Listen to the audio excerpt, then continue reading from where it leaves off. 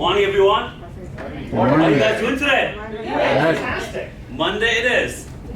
I see a lot of new faces over here. We have an exercise. We start the team meeting or monthly meeting by tossing this ball around. If I toss it to you, with right thumb land, read out loud what's on it. Who wants to go first? Let's go with Franklin's team. Come on, Franklin. Right thumb. What you got? Something I like to boast about. So this weekend I hit a really nice sports betting parlay that won me a lot of money. So that was kind of cool. How much money was that? About $12,000. $12,000! Anyone? Rod said? Do I toss the mic too or no? I toss that to me. I'll toss it. I'm not making eye contact. Yeah, right. Oh, It's already been spent. Go ahead. right thumb? Right thumb, Rod, what you got? What are you most grateful for, family? Family? Yep. Love that. All right, Rod, what you toss it to? Let's give it to Wendy.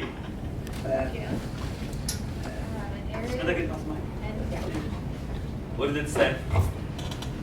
An area where I like more autonomy.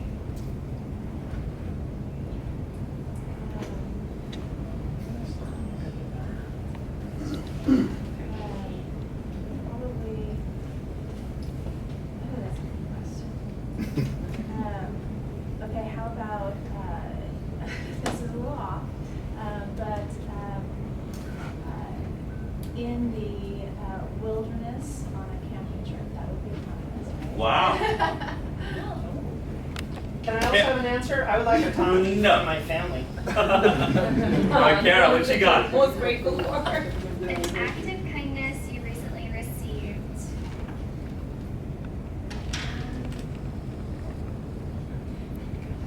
I can't think of one off the top of my head.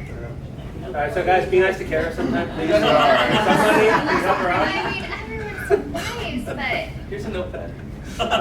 there we go. Yeah, Super Ed giving me a notepad. So break it in notepad, all right. All right, Super Ed, come on. What a cruel world you live in. Something I'd like to boast about. You boast all the time, man. My video marketing company. Yes. I was just gonna say. What's it called? It's called Nuke Agent. Nuke You Agents. gotta be explosive, okay? Awesome. Daniel, you ready? All right, Daniel, come on. What you got? Our meetings I'm would not be gonna hold the more mic for you, man. productive if What did it say? our meetings would be more productive if. If you had some tequila? Yeah. I don't know. They're pretty productive as it is. When you show up. Yeah, yeah. We need to be more productive. All right, one more, Daniel. What you got? Go for it. Someone who's been a good mentor. Oh, this is easy. Brittany. Brittany! Hey, it's not just Brittany. Brittany and Baby. Brittany's done great. Matt's done great. Katie. Just everyone just been doing a great job. When I was out of town, Brittany was looking over a sale that I had, and so yeah, she's been an absolute rock star. So that's easy. And we're awesome. Anyone else wants to go? Let's go, Brittany. Good. Hey. All right, Isaac, what you got? It works. I got to toss again. All right, toss it again. Ooh. Amber? What are the top 3 things you cherish in your life? Family, God, and money. Whoa! Order. Got him in the right order. Out of order. All right, be good. Thank you, Amber. Oh, are we good? Be good. Okay, I'll handle it. Oh, perfect. So this morning we're going to go a few things with you guys. We're going to share with you who's new to our EXP family, the main top producers for the team. Recap, we were at the EXP conference last week in Florida. We're going to talk about that. We have Alamo Tyler Maddie over here with a sponsor for the headshots. If you guys have not signed up, sign up for it. Todd is incredible. He is the best headshot photographer in the Texas market. Then we have birthday celebrations. Who was born in June over here? Wow, we have some more new faces, so we'll get them on the list. Yours, yeah, we know about yours, Joanna. Then we have Home Warranty. Vanessa's going to be talking about that. They're the sponsor for lunch today. Thank you for doing that. Then we have Shay, who is our EXP Texas broker He'll do a presentation about market conditions and other things. Then someone will talk about market comparison, how market is doing today versus a year back. We'll also have some other discussions when we talk about the market. Then we talk about upcoming events and Q&A. So who's new to our EXP family? We have Deepika. Is she here? She joined the team about a month and a half back. Came from corporate America. Joined the team as a buyer's agent. Samina, is she here? No, she is joined the team on the commercial capacity. She used to work for Cushman and Wakefield in the commercial space, joining the team. Then we have Brianna. Brianna's here. Brianna is a boomerang. She used to be with the team, and then COVID happened a few years back for all of us. You know, some lifestyle changes, kids, young family members. But now she's back, and she's assisting us on the transaction side, helping Brittany, Amber, and Isaac keep it all together. And as we ramp up in the next few months, we need all the assistance we can get for all the resources. Brianna, welcome back. Then we have some team members who joined EXP in organization. So we have Josh, who recruited his brother. Sonit brought Dara. She is in an organization, not on the team. Then we talked about Samina. Neha brought Deepika onto the team. Daryl, you brought, how do you say that? Trey, just Trey. Trey, is he here? She. Is that she? Apologize. Congratulations, bring them on. So that's EXP team and downline. Main top producers, these are for the team who did the most number of closings in sales volume. And the first spot goes to Ishita. Again, it's not Ishita. It's Ishita and baby. And it's a baby girl, Ishita? Yes. And due date is November? November. Another Scorpion coming on board? I love that! So Ishita was the top producer for the team in the month of May. Second spot, Smita, where are you at? And we have third spot going to Rod Seth. All sitting together. Congratulations, guys. So Can this we book bus- lunch now? Just because, can we book lunch? After the meeting. Okay, all right. So every year EXP has two conferences. One is shareholder and the other one happens in Vegas. Last week was in Florida. By show of hands, who all were there? Sonnet, Smita, anyone else? It was epic. We had almost 4,000 to 5,000 agents came from globally to Florida. It was fantastic. I actually took my wife and my kids. So did Sonnet, Smita took her family as well. It was fantastic. We have a quick video recapping what happened over there. Hopefully it plays.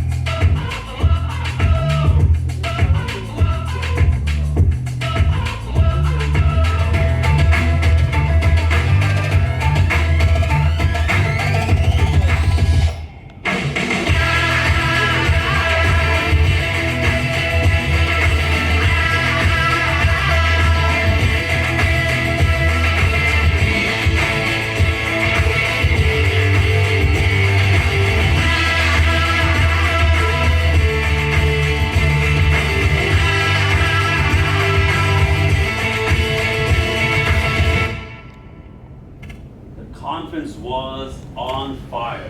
It was a 3-day conference. On the third day, they booked all of Universal Studio for EXP family.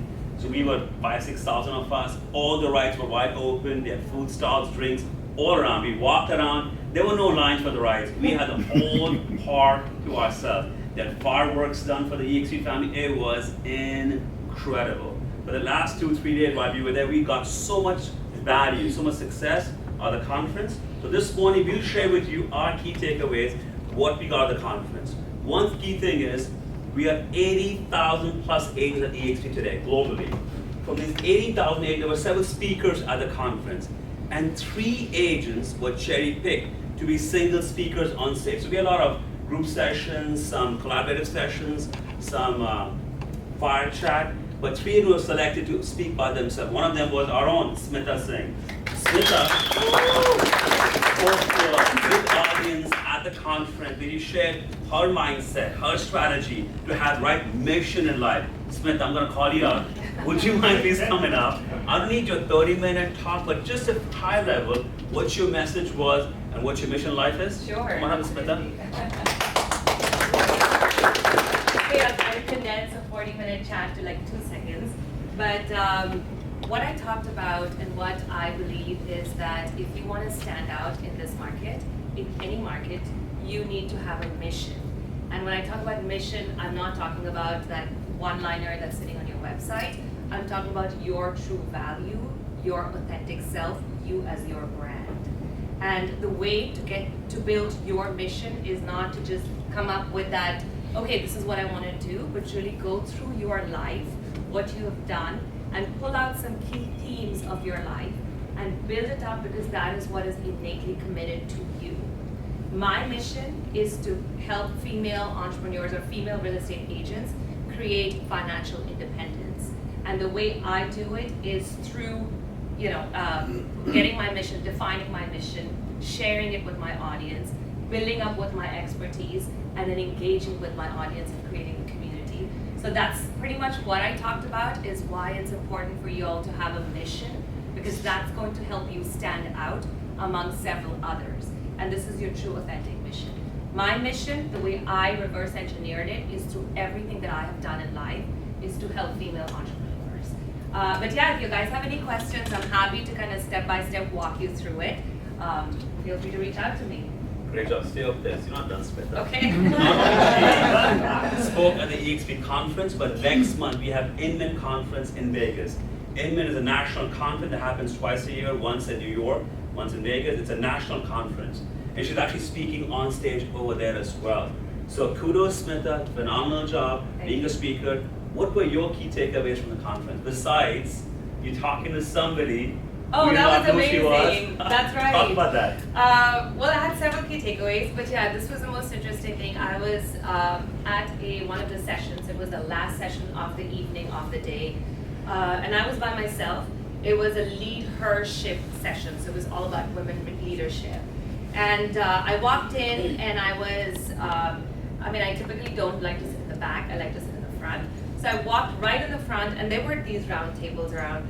And I was literally on that second table, and there were a few seats that were empty. So I said, well, can I asked the person if it was empty. She said, sure, have a seat. So she said, well, this is Debbie's table. I said, okay, well, can I sit here? She said, yeah, sure, these are empty. Sure. So I sat down, and then they had a panel, and then they had a panel discussion, which was great. And there was a point in the session where the panel got out, and they switched out the panel. So this lady comes and sits right next to me, and her name is Debbie.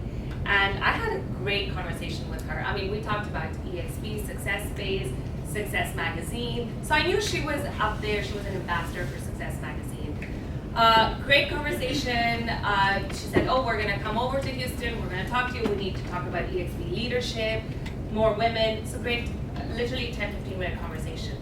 And then yesterday, I found out that she's actually Glenn Sanford's partner, which I had no clue. So Glenn Sanford is the CEO and founder of EXP. And I was sitting with her. All the 81,000 agents, they all roll up to Glenn Sanford. Right. He's the founder of EXP. Right. So she is his partner. Right. Up So there. it was great. It was a great conversation. But the conference was phenomenal. I know we keep talking about going to events and stuff, guys. If you get a chance, you must go, because it's not only the energy that gets you going, it is the connections, it is the people, it is just everything is epic. I know they have a Build conference in Dallas. If that's your first conference, y'all should go to it. You can get a lot of takeaways and really build your business. It helps all of us. We're all entrepreneurs, and we need it. Just being around the right people, successful people, it's infectious. Talking to them during the sessions, after the sessions, late night, at the bar, wherever it may be, it's always engaging. So we had a great time. Smita, thanks and Absolutely. congratulations again. Thank you. we've talked about a few things. So, if you want to talk about Zoocasa partnership? Yeah, absolutely. So my biggest takeaway from the conference, and actually there's some folks in the back, there's more seats in here if you guys want to come in some more. So just see a couple of people in the back over there. But my biggest takeaway from the conference, I mean, there's a lot of really good information shared, but my biggest takeaway was the fact that EXP is not just sitting on their laurels and letting it roll in. They continue to do things and create initiatives to create value for the agents. It's all done with the agents in mind. So one of the things they're doing, they're acquiring this company called Zoocasa. It's a Canada-based company in Toronto, and what they basically do is they're an online real estate company, a lead generation portal, like a neutral lead generation portal, very similar to Zillow, right? The idea behind acquiring this company is that they want to start competing with Zillow, but have their own in-house portal within EXP. Right now it's going to roll out in Canada. Eventually it's going to come into the US, and they'll figure out a way to distribute leads to agents. Again, they don't have to do that, but why are they doing it? They get the agents more productive, more things start happening. That's one thing they're doing. They have other initiatives coming up with coaching, with space, all sorts of things. They have this enhanced coaching platform, and Glenn's statement was they want to impact the coaching industry the same way EXP has impacted the real estate industry. And if they do half as much as if they've done in the real estate side, that's big impact that they're going to have. And with this, the idea behind it is people need coaching. They're going to streamline the process to get that coaching to the agents. But the really cool thing about it, it also creates revenue share opportunities for the coaches. It creates opportunities for people who necessarily don't want to sell, but they want to coach, vice versa. It creates a lot more opportunity. And with revenue share model, money will be coming back into the agent's pockets. So again, it's done with the agent in mind at the end. So, that was my big takeaway, is that, like I said, this company is doing a lot of great things. And what they've done, it's kind of business models, right? One business model is to just have the lowest cost possible and just compete based on cost only. That's one way of doing it. Or you offer incentives, hey, if you come here, we'll do this for you, we'll do that for you. That's one way to do it, and you can have varying results by doing that, right? This model, EXP's model, here's our deal. We all know what the cost structure is within EXP. It's this split, this cap, this is the deal. Everybody has it. But what they're doing is they keep adding value on top of it. This opportunity, that opportunity, this revenue share, that revenue share, opportunity to attract agents all over the world, opportunities to get into coaching, and all of these things eventually are coming back into the company and back down to the agents in some capacity. So that was my biggest takeaway, just the value they keep adding to the agents. I've never seen it before, and I've been in this business 20 plus years. The coaching program is a certification. They have the certification every few months. Next one is in September.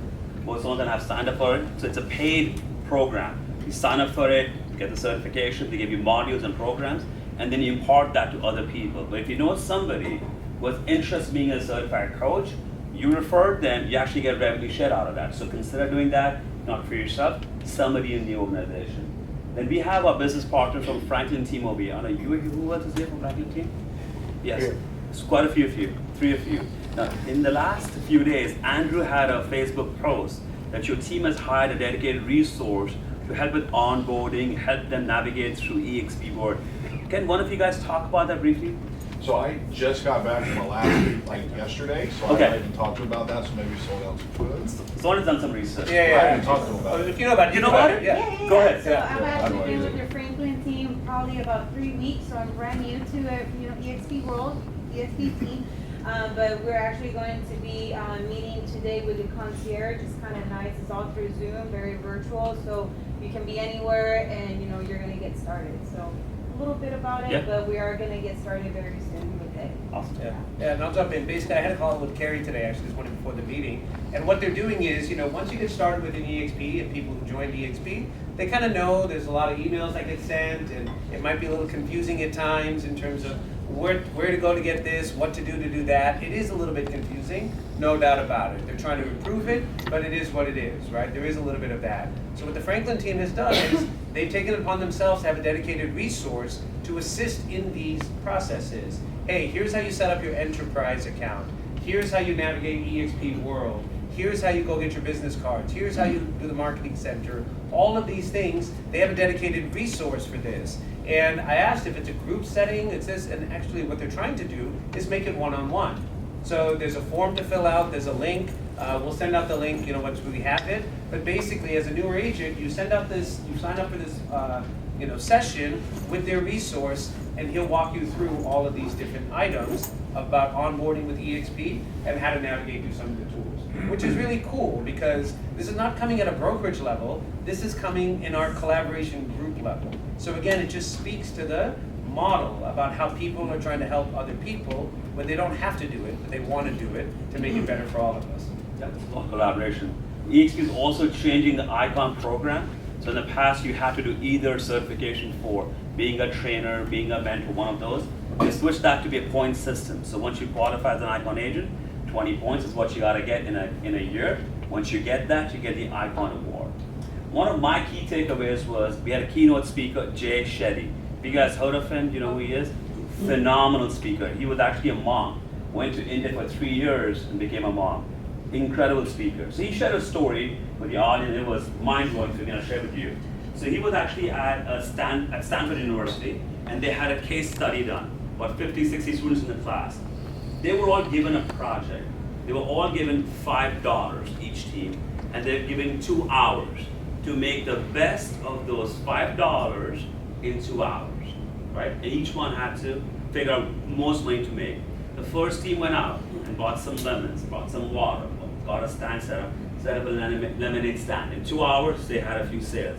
Next team said, you know what, resources are limited. I'm just gonna buy a bucket, get some water, get some soap, and start washing cars. That's a great idea. You think they won? The answer is no. Because they were limited by the dollar amount given to them, $5. The third team said, you know, it's not about the money, it's a distraction. The true value is the time given to us, 2 hours. So what they did was they called all the top restaurants in the market, made reservations on peak days, Friday, Saturday, and Sundays, called all the big corporations in the market, saying, you know what, we have a reservation at this restaurant on so-and-so day, would you like to buy the reservation? Now that's genius. They said, who cares about the $5? In those 2 hours, make the best of it. Do you think those guys won? The answer is no. Here came the last team, he said, the money is a distraction. The 2 hours is a distraction.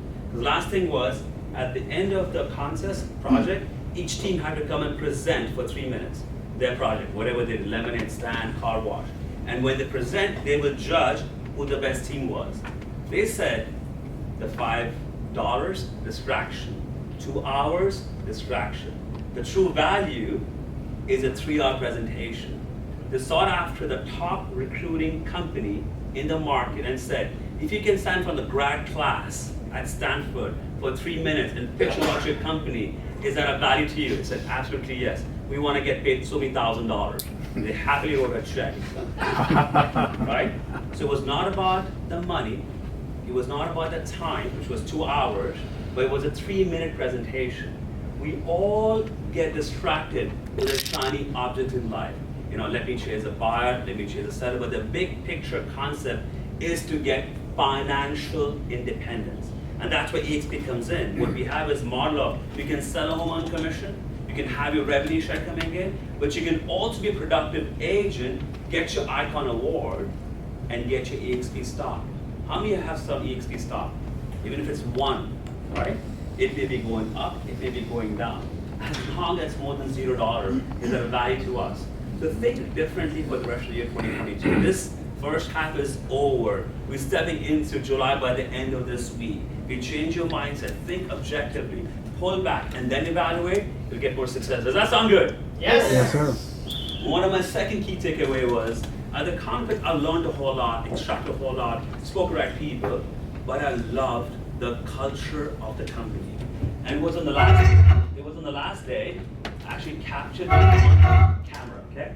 So on the last day, we had a 4-hour session for ICON agents, and they had raffle drawing for a gift card, this gift card, that.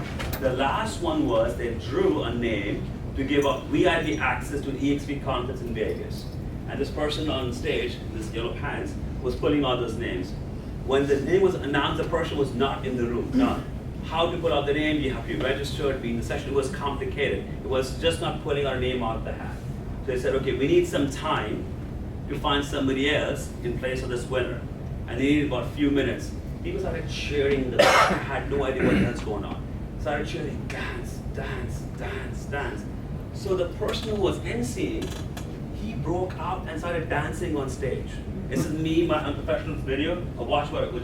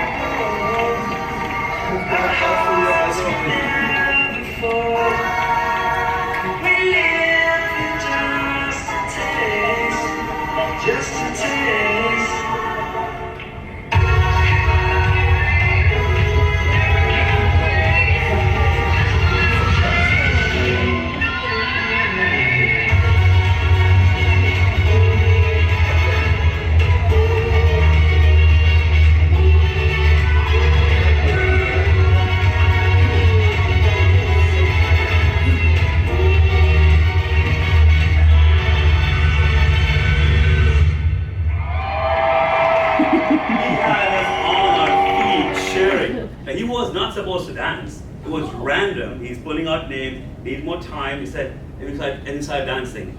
The next person to pull up, again, not in the room. He said he was out of breath. I'm not gonna dance. Finally, when they found someone who was in the room and the winner, they had to come on stage and dance with him.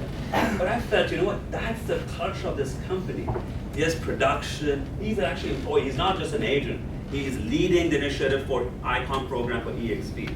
But got on stage and just started dancing. That's a culture to be proud of. Yes, we can sell homes, do the production, but it's a culture that puts us together. So that was about the EXP conference. We have Alamo Talent over here who sponsored the headshot. How many of you guys have got your headshots? If there's still a spot open, get yourself on the headshot list. Todd is incredible. Maddie, you want to come up? Yeah. So Maddie is with Alamo Title. Yes. Go ahead, Doc. Good morning, everybody. How's it going? Good morning. Good to see a few of our familiar faces. If y'all don't know me yet, I'm Maddie Chenoweth. I work with Alamo Title. So I'm a business development rep for them, and I cover the entire region of Houston. Lucky me. So that means I get to cover anywhere that y'all work in the city of Houston. But Alamo can also cover you anywhere in the city of, or in the state of Texas. I feel really blessed today to be here and to help host this headshot event. We have some really awesome sponsors that are a part of it, and I'm going to use a cheat sheet to make sure I don't miss anybody. So we have the Kelso group here. I think a lot of y'all know the Kelso group. We also have, yep, Chris Kelso's over there in the back. We have Brian and Brian Inspections with McKinsey. She's right there.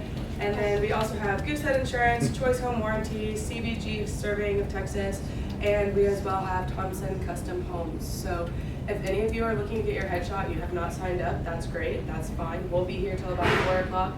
Come pop by, come say hello. I'd love to get to know you. I have plenty of business cards and I hope you do too. Yeah, just come stop by, we'll take your headshot and we'll get it sent over to you. Awesome, thank you, Maddie.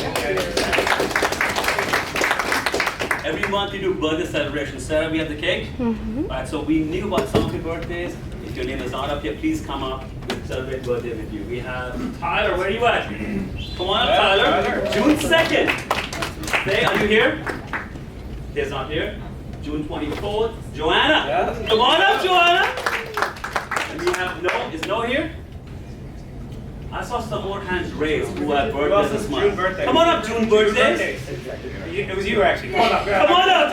I saw you. Who else is June birthday? I'll check your IDs, guys. Come on. There were more people in June, no? That's it? Bring up the cake? We'll cut the cake, we'll take a lunch. Actually, we're eating a lunch, right? Yes. Okay. She's been delayed a few more minutes. Okay. It was just in my pocket. Matt, you have to sit. You would say. What's it? Sarah, she's over there. Great. You want to sing and dance as well? Dance, dance, dance, dance. Happy birthday to you. Happy birthday, dear. Happy birthday to you. Come on,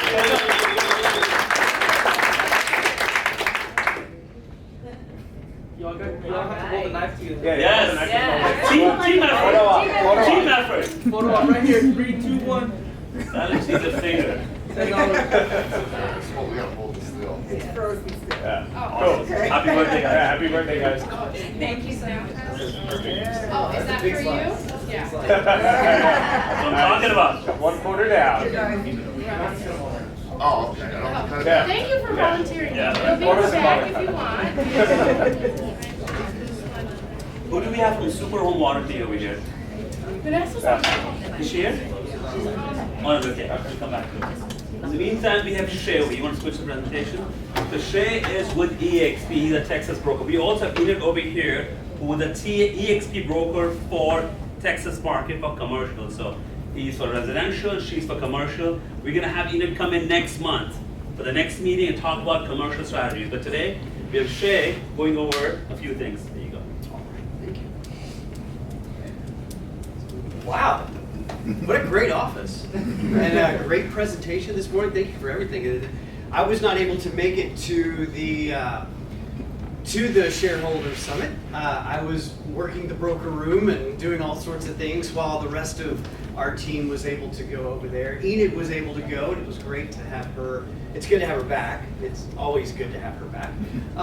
And I just want to say thank you so much for having me here today. It's a great energy in this room.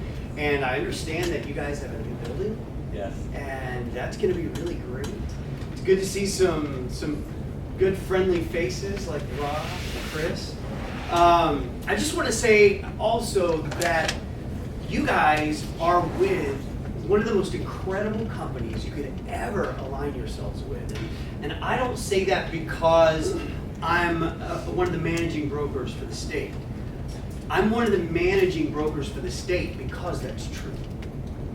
That is something that I have found over and over and over to be so important.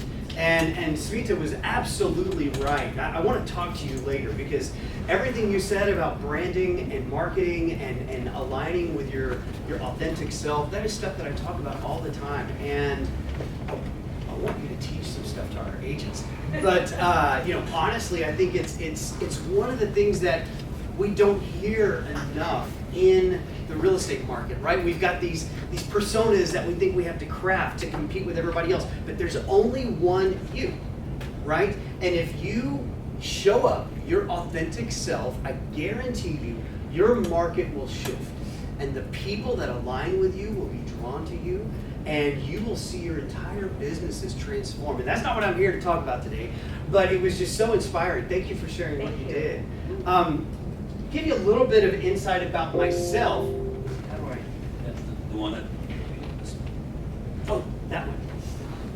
Before we go anywhere or do anything else, I want to share one of my favorite videos with you.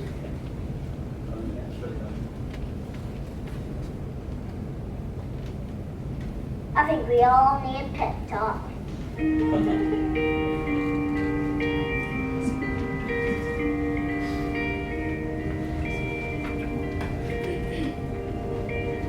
The world needs to stop being boring. Yeah, boring is easy. Everybody can be boring, but you're gooder than that. Life is not a game, people. Life isn't a cereal either. Well, it is a cereal. And if life is a game, aren't we all on the same team? I mean, really, right? I'm on your team, be on my team. This is nice, people. We got air coming through your nose. We got heart people. That means it's time to do something. A poem.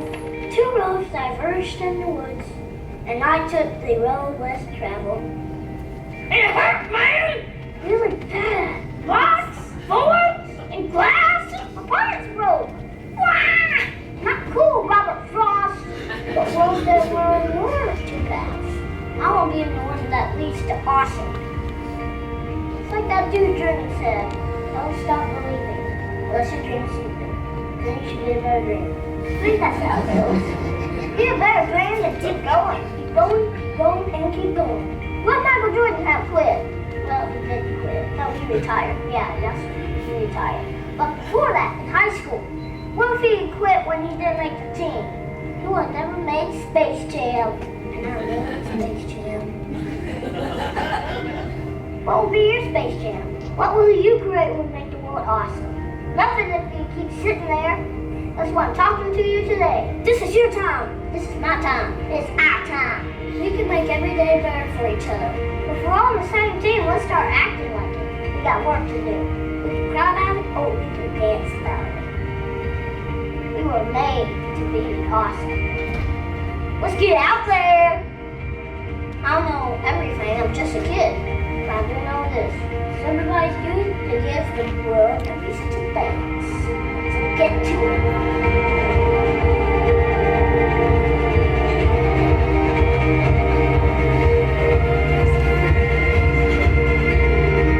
You've just been pep talked. Bring something that will make the world awesome. Love it.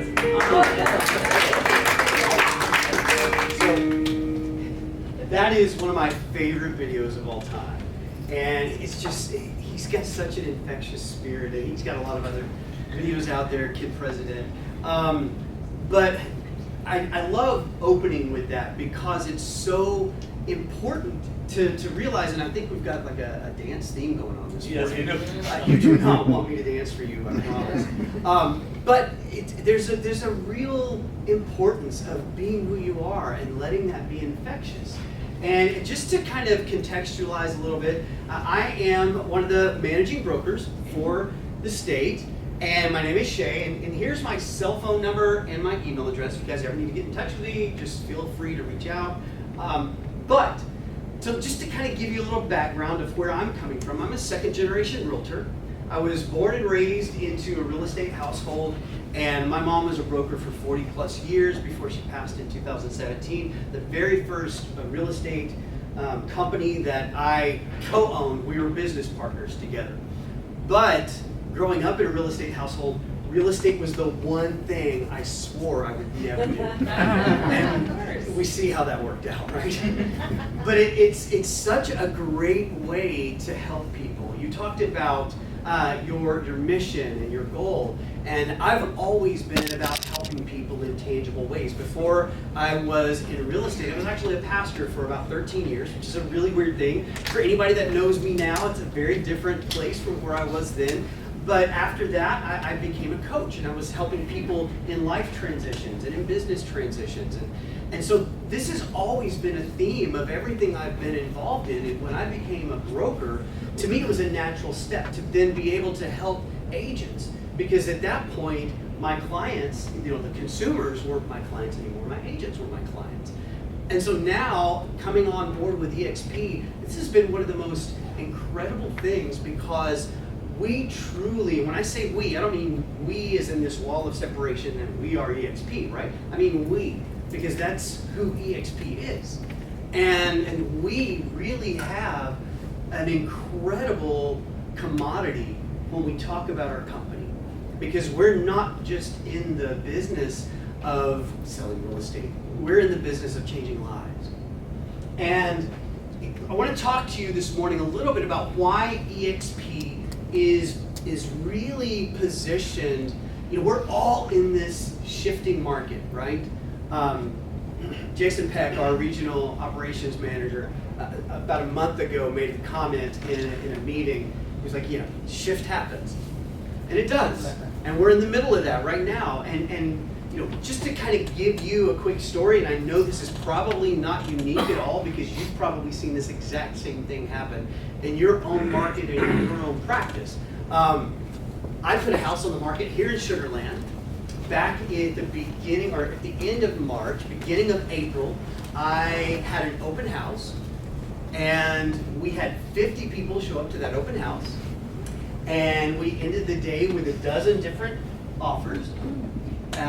We ended with an offer that we accepted that was about $45,000 over asking. My seller was just blown away. She was blown away when I first told her that her house would probably hit the market starting at about $360 because she paid like $185 for it back in the 90s, and she thought that was ridiculous. So it was really ridiculous that we ended up at $405 in her mind, but it was a 3-week close and it was smooth as silk. The whole thing was an incredible process. Same time frame, I'm talking with a seller in Crosby, Texas, and he wanted to put his house on the market around the same time. Of course, life happens. He went through some relational issues that kind of stifled his progress. He didn't get his house on the market until the 1st of March. The 1st of May. 1st of May, did the same thing we've been doing for 2 or 3 years. Had an open house. Nobody showed up. And this is happening. Houses, instead of being on the market for 2 or 3 days, are now on the market for 2 or 3 weeks. And this is, for those of you who came into the market during the last few years, this is what we call normal. But when we've been so accustomed to such a frenzy of a market, this can be really difficult. And for those of you who may be new, you're getting into this and thinking, what in the world, how am I going to make this work now? For those of you who've been in the real estate business for a long time, we all kind of got accustomed to the market that we came through, and then suddenly it's like, oh, yeah, we have to do this now. But this is why we are positioned better than any other company out there. Number one, EXP has the slowest rate of decline. These numbers come from forget the guy's name, Mike. Yes, thank you. He's a blogger. He talks about technology. He talks about the real estate industry. And I've got some statistics I want to share with you. These are the fourth quarter 21 to first quarter 22 revenue declines. And this is EXP. This is Redfin, Realogy, Compass, Douglas Elfman, and EXP. Now, the market is going to shift. It always happens. This happens in cycles, right? But how we handle that shift is by creating, a sustainable, healthy trajectory for growth. And one of the marks of a sustainable, healthy trajectory is this revenue decline that's smaller than anybody else's. Nope, went back. Another one, we have an incredibly steady rate of growth revenue. Look at all of the changes here, but then look at the steady increase on EXP. And finally, look at our operating expenses per transaction. This is the killer right here. Douglas Elliman, almost $10,000 per transaction. This is overhead cost. This is expense of doing business. Compass, almost $9,000. Redfin, $8,500. Realogy, almost $8,000. EXP, less than $700. That's ridiculous, folks. That is so incredible. So, here's what we're doing on a state level to try to help you be prepared to weather this shift and to build your own businesses in a sustainable and healthy way as well. Number one, we are all in this together. One of the things that really stood out to me when I walked in this building and started talking to some of you and kind of feeling the energy and hearing all of the interaction that you guys were having, this is already such a collaborative environment. That's evident.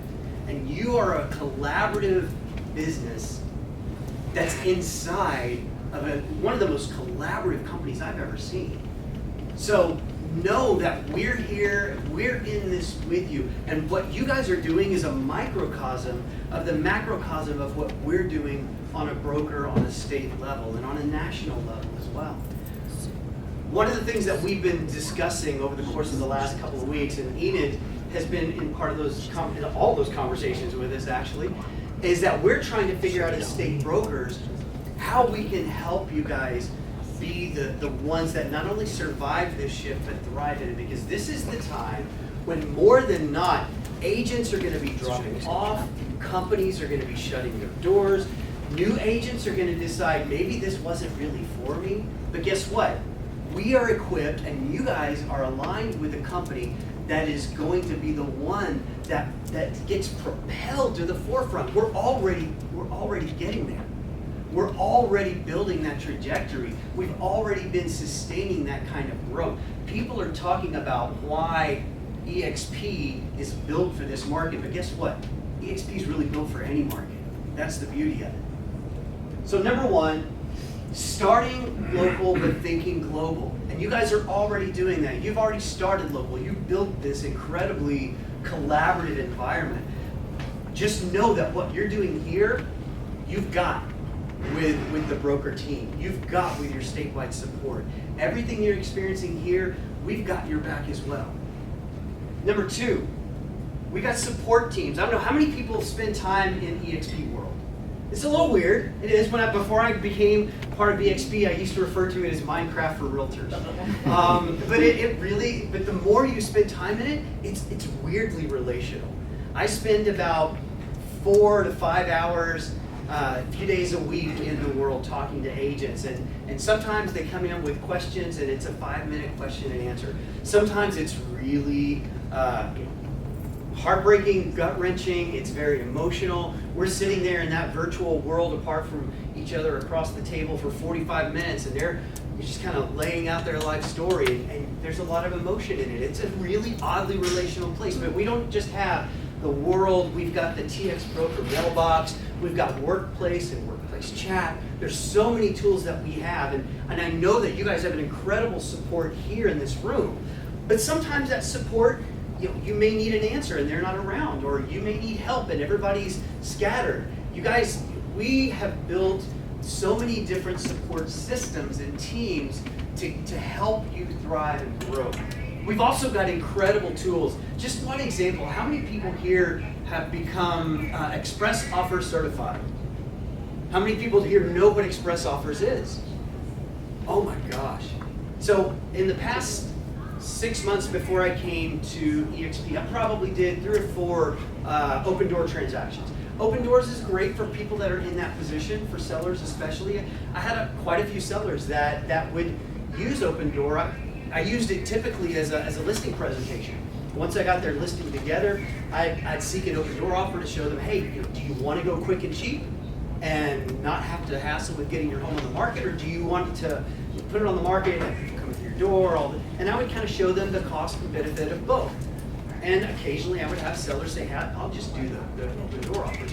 Well, guess what? EXP has built an entire marketplace of open door type investors. And if you get Express Offer certified, you get access to the entire statewide catalog of those folks. And I went through that recently. I learned a whole lot, not just in the tools that we have, but in the kinds of ways that you can present this stuff to your sellers, the ways that you can present this to the community at large. They've got great marketing tools. But Express Offers is just one of the tools that we have in our toolbox. The other thing that I want you to know is that we are building more in real life events. EXP is in the middle of this big journey to go from something that's typically historically just been virtual. But we're building real life events, not just for you guys, but for the whole Houston area. Put it on your calendar right now. July 26th, we're working on a big EXP live event here in the Houston area. We're going to be talking about all the different EXP stuff going on. We're going to have some great people coming down for that. Tony King, our designated managing broker, is going to be there for sure. Waiting to hear if we have other people coming or not. But it's going to be a great time. We're having Jason. Jason Peck is coming, our regional operations manager. Fantastic. I'm sorry? Isn't guessing, that's you. Oh, great. It's our CEO, and he's coming, and he's so excited to meet all of you. So put it on your calendar, July 26th. Now, not only does it take collaboration for success, but it also takes education, right? We want to be the people that are learning more and doing more. Anybody has ever seen the old real estate movie, Glengarry Glen Ross? There's that famous conversation with, oh, come on, what's his name? Alec Baldwin, yes, thank you. He's, that really angry, always be closing, coffee is for closers. Always be growing really is what it's all about. I was at a meeting, our state meeting last week or 2 weeks ago, and Glenn Sanford made this comment. EXP is a self-help company disguised as a real estate company. It really is true. We are a self-help company. We want to make sure that we as agents are always growing, always doing better, always learning.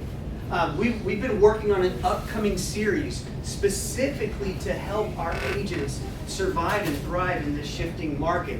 We've got an incredible business planning course that I was able to sit through this last week to help you think through your future goals and how you want to achieve those. We've got advanced lead generation parts 1 and 2. So we've really revamped our lead generation classes. We've got a couple of different social media and communication classes. We've got a tech class coming up. We're going to talk about leveraging vendors during this transition.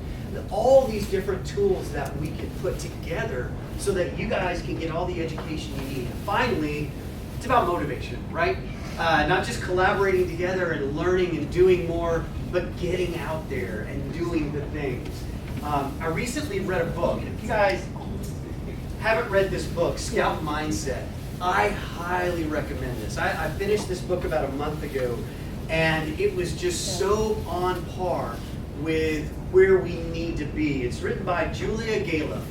And the Scout Mindset, just to kind of give you a quick overview, she talks about the difference between the Scout Mindset and the Soldier Mindset. The Soldier Mindset says, okay, this is what we have right here that we have to protect when it comes to our thinking, when it comes to our knowledge base, that we figured this out, and we're going to stake our flag in the ground, and this is it. We've got it. And so we're going to protect this. That's the Soldier Mindset. The Scout Mindset, though, looks at the lay of the land, looks at everything and says, okay, what do I not know? What do I not know about this? We see this in our politics, we see this in our culture, we see this on social media, my goodness. But if we could just make that switch from the soldier mindset that says, I have it figured out, and this is where I stand, and this is what I'm protecting, make that switch to the scout mindset that says, maybe I don't know everything, so what can I learn to help me find the best way to move forward? And she talks about 3 different things. First of all, she says, number 1, realize that truth isn't in conflict with your other goals. Number 1, truth is not the enemy. So we get protective about this idea. Well, I can't change my mind about this tool, this technique, this new business opportunity, these kinds of things. We can't change our mind because, oh, what if that changes everything? But guess what? More knowledge isn't your enemy. Number 2, you've got to learn the tools to help see more clearly.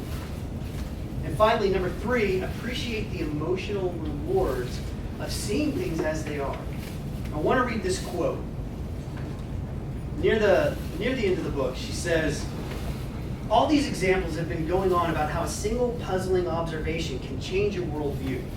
But more often than not, it's the accumulation of many puzzling observations over time that changes your mind, a paradigm shift. By now, the phrase paradigm shift has become an overused buzzword in business, referring to a big change of approach. Originally, however, it referred to a specific way in which science makes progress, described by the philosopher Thomas Kuhn in The Structure of Scientific Revolutions. A paradigm shift starts with a core belief, or paradigm, that everyone assumes is true. Gradually, some people observe anomalies, things seem to not fit within that paradigm. First, scientists shrug off these anomalies as exceptions or mistakes, or they modify their paradigm a little bit at a time and to accommodate the new observations. But the more anomalies accumulate, the more confused the scientists become until someone eventually develops a new paradigm that makes everything make sense again. The rule for paradigm shifts in life is the same as it is in science. Acknowledge anomalies, even if you don't know how to explain them. And even if the old paradigm still seems correct overall. Maybe they'll add up to nothing in particular. Maybe they'll just mean that reality is messy. But maybe they're laying the groundwork for a big change of view. The thing that I love about that right there is that is EXP. We have created a new paradigm shift. And the market, just like we talked about at the very beginning with that authentic self, we've created this persona, and it's true to who we are, and the market is shifting, and we're coming out on top. So you guys have positioned yourself in one of the best ways possible. Keep doing what you're doing. If you're confused, or you're concerned, or you're worried, reach out to us. We're here to support you and to help you. You know, obviously you can always reach out to your team here, but your broker team stands ready to help in any way possible, and just let us know what we can do. Now, when I go to offices, I like to kind of stop and end with a couple of different questions. And question number one is, and this is kind of open-ended, you guys can just talk out loud, but question number one, what has your experience been? And question number two, what can we do better to serve you or help you? So does anybody have anything to put in on that? As a new agent with EXP, like a month after I had started, I got a random phone call, and they were telling me, hey, I'm an EXP Texas broker, just wanted to check in with you and see how things are going so far. And that really blew my mind, because I've been at brokerages where my broker's down the hall, but they've never called and checked in. So when, you know, something that's supposed to be virtual and I've never met with the brokers before, I got that phone call, I was like, wow, this is different, and I like it. Yeah, that's great. Anybody else? Yeah. I would say what I liked was the collaboration where everyone shares their secret sauce. Yeah. We went to the Build conference when, what's his name? Rango. No, the guy that he got there. Tony Robbins. There you go. And yeah, that's right. He was great. But everyone else was telling you how they get into, you know, to make it. And I've never seen that before anywhere else, where they're willing to share, you know, their secret sauce. Like agents are always very competitive or, you know, secretive. That's not the case. So, EXP agents are very generous with That's what I like. their information. Yeah, I'll share something. So this was a takeaway in relation to what you had just said, and also what we heard or what we saw in the, I don't think I need it, but what we saw at the conference. I think one thing that blew my mind was the graph that you showed about the operating expenses being so low. The other thing that they showed, which was in comparison to the other brokerages, was that we have zero debt. Yeah. Zero debt as a big company, zero debt and such low operating expenses. Like you said, and I believe Dave is the one who says that we're built for this. Yeah. We are, because we might see the stock prices going down, or we might see all this fluff in the market about EXP, but really when looking down at brass tacks, the numbers are what makes sense. So it's really important for us to understand that as a company, that we have zero debt. And the other fascinating thing was that it's such a forward-thinking company that we're looking at other aspects and ancillaries of real estate to be part of it, and to be part of all of us, because we're stockholders. So we are part of this company. So when we're talking about Zoocasa, or we're talking about Marbella, or all of these, they're all part of the company. And even if one part of the market or one aspect of the market may not be at its highest best, there are other parts that can be. So I think it's just such a forward-thinking company, and collaboration is key. So my 2 cents. What could we be doing better as an organization, as brokers over here? Do you guys want more face-to-face meetings with the brokerage team? Have more training in person? Yes? No? Maybe? No? I think that would help me specifically, because we all learn in different ways. Right. And me personally, I'm a new agent. I've only been maybe 2.5 months. Okay. And everything's online, and you know, you go from you know, your education learning online, and then you know everything else is online. It just does get a little bit hard for me specifically. So I know personally I would prefer like a bricks and mortar, face to face with my mentor versus it being virtual, like that kind of thing. So because I'm more tactile, that's how I learn better. So So that's a commitment to the market over here, where we have brokers coming to our office every month. Next month we have Enid, where is she? She's a Texas broker for commercial. Next month she'll be here, and you have other brokers coming in. So we take polls from you guys. What is that you want to be trained on, coached on, mentored on, whatever topics they are? We'd have the EXP brokerage team come in. It could be next time you want to learn more about SkySoap in person, or KD Code, other tools application, maybe get a detailed tour of EXP World. That's why we have these meetings in person, so that we can impart that. So I know you saw value coming in today. Absolutely. How many more people are you going to bring in with you next month? More than one? I'll do my best for one. Not going to overcommit and under-deliver. All right. I promise and under-deliver. Fantastic. But I'll definitely try for one for next month and grow from there. Love that. All right. What else you guys want us to be doing better with these meetings and conferences and interaction? Anything else you guys think of? Shantanu, you got lots of ideas. Any suggestions for us, Shantanu? I think more, interaction, personal, one-on-one interaction, or like, not to her point of everything, but to her point, just having that physical proximity. Okay. Some people who are like, the newer agents who would like to have. Absolutely. Fantastic. Shay, it was great having you. Thank you so much. For your time. Thanks for sharing that. Yes.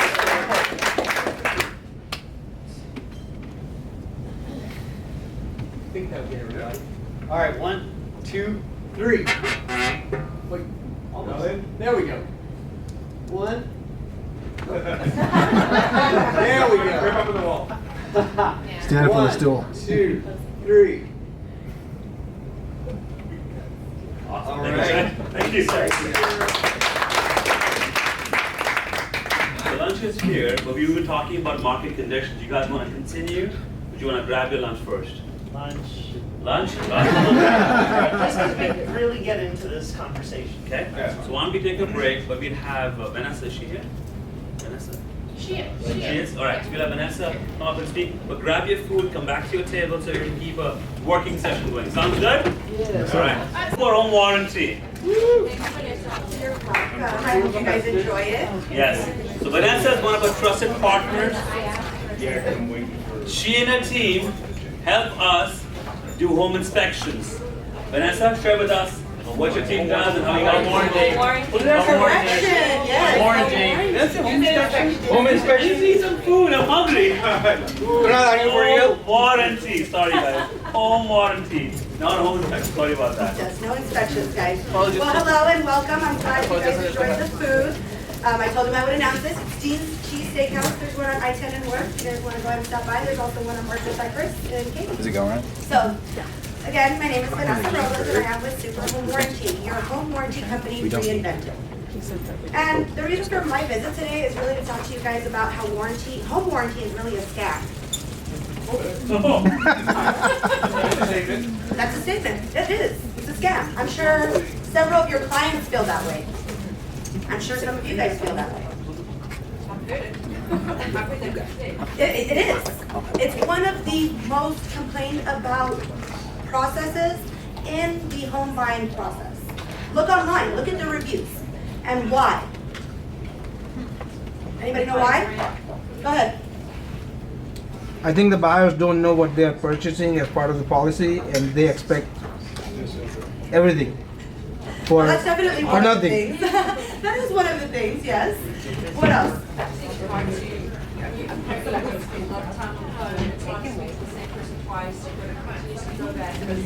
Maybe the vendor doesn't do a good job, and then maybe call back, that kind of thing. Absolutely. So our contractors going into the homes of our subscribers. That's definitely one of the #1 complaints. And then another of the second biggest complaint is going to be denied claims due to unknown pre-existing conditions. Anybody else agree? Okay.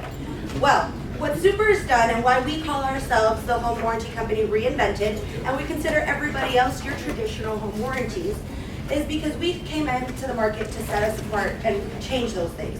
When it comes to our contractors, what we do to ensure that they give your clients the best service is we don't pay them a fixed rate. Your traditional home warranty companies do. We're all in business, we all know numbers and money. Well, if a retail job is gonna pay you more money than a home warranty flat rate, what does that lead to? Poor service in your clients' homes, in your homes, right? So therefore, we pay them a variable rate based off of the work that they're actually doing in their homes and the parts that they use, time that they spend, what they're worth. So that, again, leaves less room for fraud and patchwork jobs, which is gonna help take care of that number one complaint with the contractors. Another thing to make sure that we maintain good contractors in our network is we're gonna go ahead and allow each subscriber after each claim, rate them on a scale of 1 to 5. Every contractor that is in our network must maintain a 4 and 5 star rating. If they fall below that, they are turned off. They get no business from us. So again, we're rewarding them for doing good work, and then they're out if they don't. So that's gonna help take care of the number one complaint with our contractors. Now, when it comes to unknown pre-existing conditions, now I know we're in a different time, but I know we all recommend that our clients do home inspections, right? Well, if your client does their due diligence and makes sure a licensed professional goes into that home and verify that these things are in working order, is it fair that a week later when that AC goes out that they're getting a denied claim because it was an unknown pre-existing? But the inspector said it was perfectly fine. It's happened, it's happening with your traditional home warranty companies. With us, that is their saving grace that helps to kind of CYA, cover their assets. It allows us to use that as proof that it was in working order, they didn't know it wasn't working, and we'll still cover the claim. Another bonus to what we have going on is the visibility that you guys get into your clients' homes. Each of you guys will get access to a portal where it'll list all of the homes that you guys have actually subscribed through us. And it'll give you guys a notification letting you guys know that, hey, your client has filed a claim. It'll show you at the end when the claim has been complete, how much money they saved as well. So that allows for you guys for an additional touch base 6 months down the road. We all want those genuine conversations with our clients and a reason to call them. Well, there's your reason. Especially if you guys got it for a closing gift. Okay. But what I will go ahead and leave you guys with is I'm gonna go ahead and pass these around. I have 4 of them. If you guys scan them, that's gonna give you guys my business card along with our digital brochure. And then I have some business cards as well just to hand out. But questions, comments, concerns? Testimonials. I'll make a comment. Yes, sir. This is air conditioning breakdown season. And so I would tell her, get your inspection, get your tan out there to inspect your home. They get a licensed HVAC person out there as well, because their license does not allow them to open up that unit. Absolutely. And it's also air conditioning breakdown claim denial season. So if you can encourage your buyers to go ahead and pay the extra money, get a licensed HVAC person out there, because basically what he can do is say it's cooling correctly at 15 or 20 degrees across the coil. And you can see flare up if there's anything in the heat exchanger, but they can't open them up. So that's my comment. Well, I appreciate that. And to your point, again, we all know we're an extreme seller's market and it's hard to get inspections sometimes. Well, at least get that even back. Get your main points taken care of. But there was another question for you. I was just curious if they don't have to use data that are only allowed to use inspectors or base inspector. An inspector, it doesn't matter. They can do the inspection for whoever they want. Any other questions? For how long is the coverage? It's for a year, unless you're doing new construction. New construction kicks in after the 12th month, because usually the builder has a warranty and it's all new appliances anyway. So that ours will kick in the second year and last for 4 years, additional to that, so 5 total. And they do get to take advantage of our maintenance services. We do have 15 different maintenance services to include HVAC tune-up, gutter cleaning, TV mounting, carpet cleaning, all that good stuff. Anything else? Well, thank you guys for your time. I hope you guys enjoyed it. Thank you, Vanessa. Thank you. Thanks, Vanessa. Thanks, Vanessa.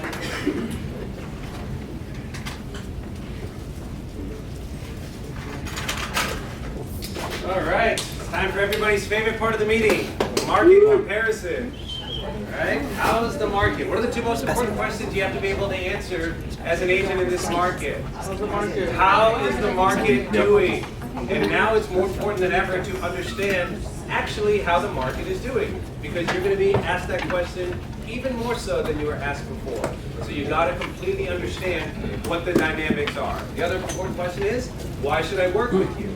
But one key for people who would want to work with you is that you understand what's happening in the market. If you understand what's happening in the market and you can clearly explain it, they'll be more likely to work with you. So the two go hand in hand, and it's very important to understand these things. So these are the stats from the last month. These are HAR stats, and what they do for those who are not familiar, I know we have some new faces in the room, they put the stats of last month's sales compared to the same month in the year prior to show as a comparison. So if you look at the numbers, what we're showing in here, May of 2022 versus 21, we had 11,000, almost 12,000 sales in the MLS in the month of May. However, that is a minus 1% drop, okay? So there's two ways to look at that number. One, the market is falling. The other way I look at it, we still had 12,000 plus sales. If that was a record number, we're very, very close to that record number, right? So it just depends on how you analyze the data. So yes, closings were down slightly, but 12,000 sales is a very strong number in the MLS. The dollar volume is up. Here's interesting, active listings is up. As people have been seeing, more listings are coming to market now. I don't look at that as a bad thing. I think that's a good thing because now there's more opportunity for buyers out there where we can actually find properties that fit their needs better. We have more listings. People have talked about prices dropping, things are going to be falling. However, if you compare it to the year prior, the prices have gone up 15%. So people the last 6 months have been waiting for the prices to drop. We're not there yet. And I'll talk a little bit about price adjustments and how they affect, but this is the price increase from a year ago. You look at inventory, again, it is slightly up. And pending sales for the month of May, slightly up. And again, last year, May, June, July was a very, very busy time frame. Well, we're up from that very, very busy time frame. So what does that tell you? We are still in a very, very active time frame. People are still out there buying and selling homes, and you just need to be aware of what's going on in terms of the numbers and how to explain them a little bit better. Any questions on these? Do people understand what all these numbers mean? Do any questions before I move on? As a side note, Sonic, when they aggregate the single family with new construction and resale, if you take resale by itself, we're actually up 1%. Okay, got it. And so the days on market has dropped to 29 days. That's the average days on the market. So, and I'm stealing some of Chris Kelso's thunder here, but we've been talking about this on the show for a long time. Turn off the national news. Right. We had 310,000 people move into Houston in 2021. We were the #1 city in the country. You're back on. And by the way, every time gas and oil goes up, guess what?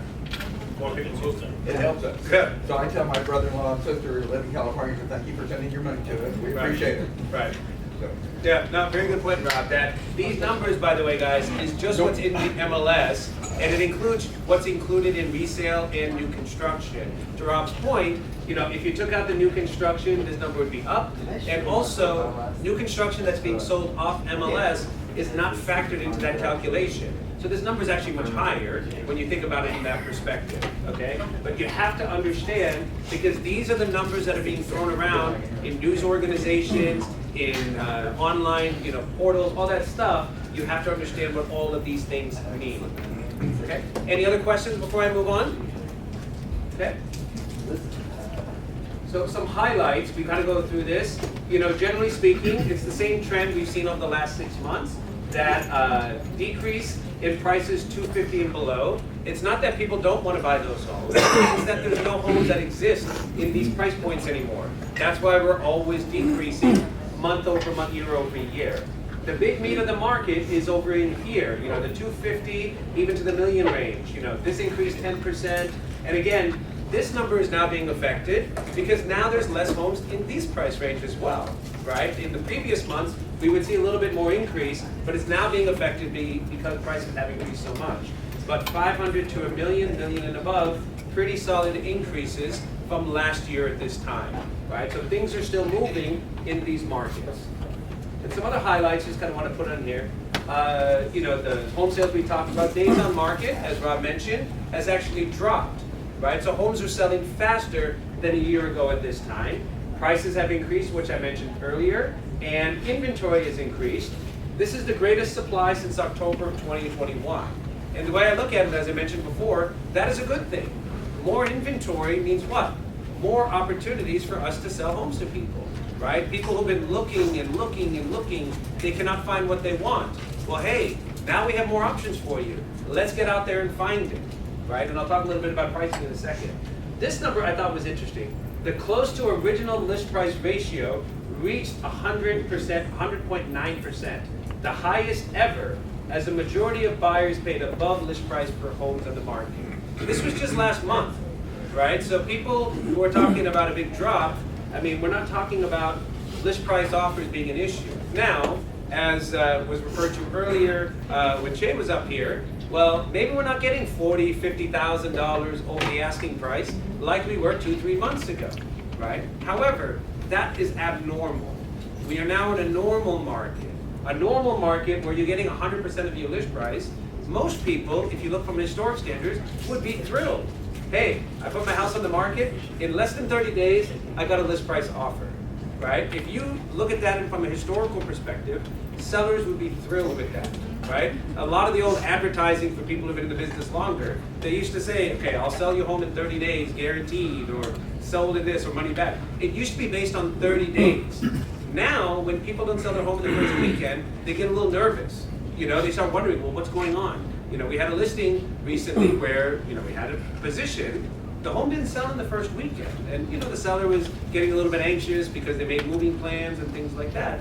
And I told, you know, look, let's just kind of stay the course a little bit. I don't want to make any adjustments. I don't want to reduce the price. I think we're positioned well. Let's keep rolling with it.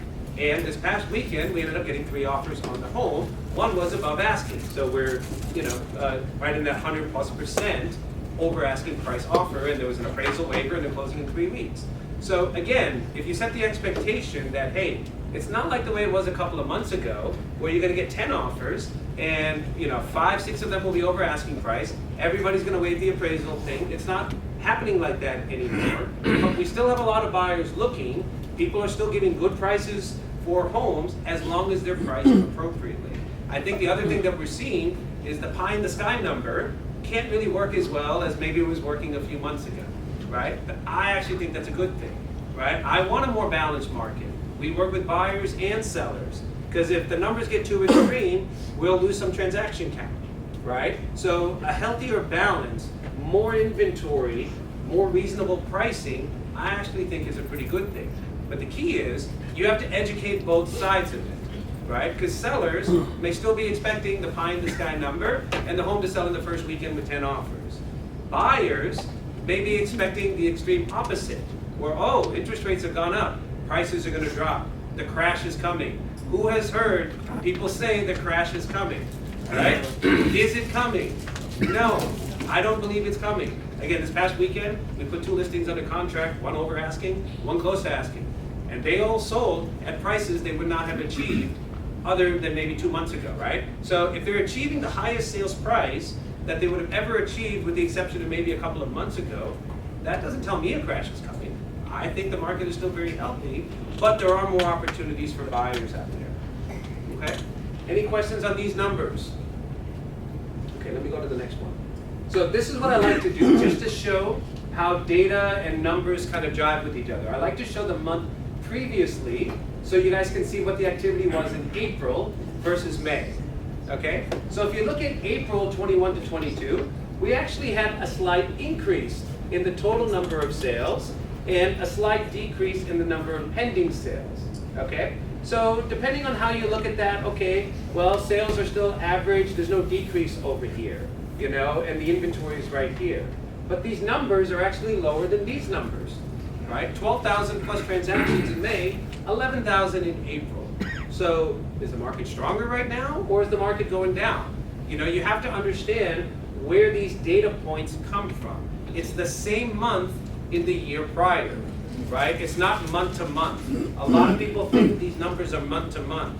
That is not the case. It's not that sales dropped from April to May. It's April from the year prior, May from the year prior, right? So the better you can explain this data, explain it to buyers. Yes, interest rates have gone up some, but you're not paying $50,000 over asking anymore, right? What would you rather do? Have a low interest rate at 3-4%, or pay an extra $50,000, $60,000 at the time of purchase, right? You have to explain these things. From a seller point of view, they may say, well, I'm not getting what my neighbor got 3 months ago.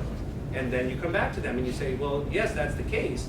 However, if you sold last year or the year before, you would have sold for 10 to 15% less, right? So we're at the highest point you would have achieved, with the exception of maybe a couple of months ago. Is that a bad thing? People are still way ahead of the ball game on the sales side, right? The equity that's increased over the last couple of years has been incredible, right? And we're not seeing a big drop. It's just those pie in the sky numbers are not happening. But if they sold it for like 95% of that super high number, does that mean the price dropped? No, it just means that they're not getting as much as they thought they were going to get based on the pie in the sky number, right? So education is the key in this whole thing. The market is still very active. Buyers and sellers are still out there, and they want to do something.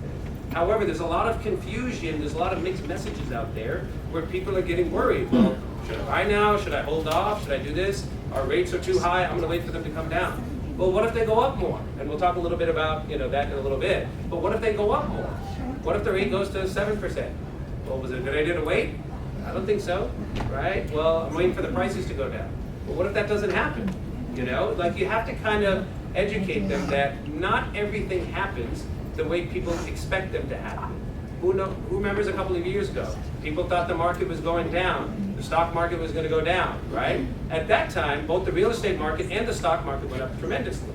Now the stock market has come down some, which was expected, right? Some people think the real estate market will follow, but they're not necessarily tied together like that, because inherently, people need a place to live. And to Rob's point, when 300,000 people are moving to Texas, right, where are they going to live? I'm sorry, Houston. 300,000 people are moving to Houston. Well, where are they going to live? Well, then this number, even though it's increasing 1.6 months, that is still an extreme seller's market. 5 to 6 months is more of a balanced market. 3 to 4 months is a seller's market. Less than 2 months, I mean, we're still in a seller's market, guys. It's just that there might be a little bit of a disconnect between seller pricing and buyer expectation. And that's where we come in. The better you can explain these things, explain to them that 2-3 months ago, it's a little bit different than now, but we're still way ahead of the ball game. You have to make sellers feel better about what they're getting for their home. You have to make buyers feel better that they're actually making a good decision right now, because yes, the interest rate is higher, but you're not paying $40,000, $50,000 over. This home easily would have sold with multiple offers at this. But now, we're still getting offers at our home, but we're not getting as many offers as we did a couple of months ago. But I said, who cares? Ultimately, if the sellers are getting a good price for their home, I don't care how many offers that we get, right? That doesn't go into any record. They don't get extra credit. Oh, I have 10 offers in my home, and it doesn't put more money in their pocket, right? Home sale is home sale, right? That kind of thing. So, able to explain these numbers is super key in moving forward in this market. If you want to be the one who's rising up, if you want to be thriving, as Shay had told earlier, you have to be able to talk about these things intelligently and overcome objections, in terms of interest rates, in terms of sales, in terms of pricing, in terms of things happening. You have to be able to clearly explain these things. You got a question back there? No, I was just going to comment on if buyers are willing to pay $30,000, $40,000 now, they can buy down the rate. Correct, 100%. And we're going to talk about that in a little bit, but that's a very good point, right? It's all about what the big picture is. What am I getting for what am I paying? What's my total cost? And how we structure it, that's going to be the key. I guess before we get into the interest rate, any other questions? Rob, anything you want to add about the numbers or anything you've seen from a national or a state perspective, those kind of things? No, those are my main MLS tab, so I get 187 pages of those. Right. I guess, from your conversations, because for those who don't know Rob, HAR chair, very well experienced, lots of knowledge in the industry, probably the most knowledgeable person I know. In terms of your conversations with other brokers, agents, what else have you been hearing or seeing that you could share with us in terms of, market moving forward, how it is right now, and what people are doing to prepare? Well, first of all, try to get your sellers not to listen to their neighbors. Right. Yeah. Oh yeah, that house sold for $750,000. We've got the data. So Yeah, let them know that we are the ones that have that available to us.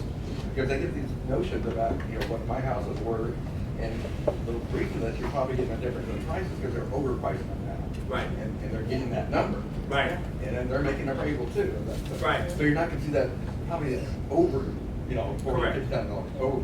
Right. But well, price, you get in the 250, 350 range, you're gonna get over. Yeah, in certain price points, there's still many multiple offers happening. There's Absolutely. multiple offers, even though, because we're not in a bubble. We are in a supply demand. A lot of demand, no supply. Yeah. So that's our issue.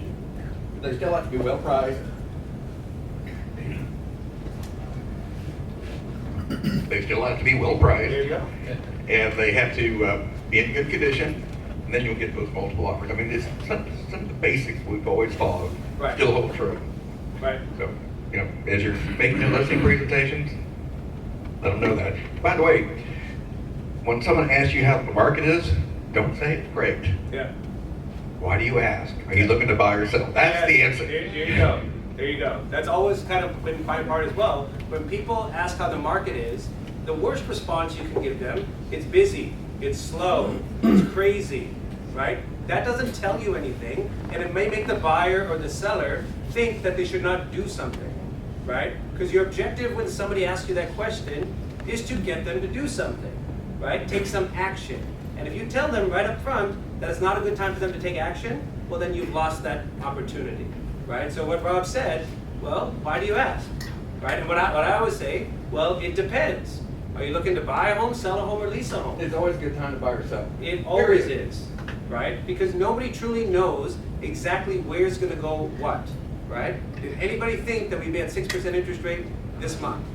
No. Ask me what the interest rate was when I got in the business. What is the interest rate when you got in the business? 18%. 18%, right? Is 6% that bad when you're looking at 18% or double digits? It's not, right? It truly is not, So a lot of predictions go by the wayside sometimes. People predict rates will be this for the rest of the year. It has not been. People think sales are going to be at a certain number. It may or may not be, right? But you can only go with what you have because what if it doesn't work out the way all these experts are predicting, right? Well, then you've wasted 6 months, a year.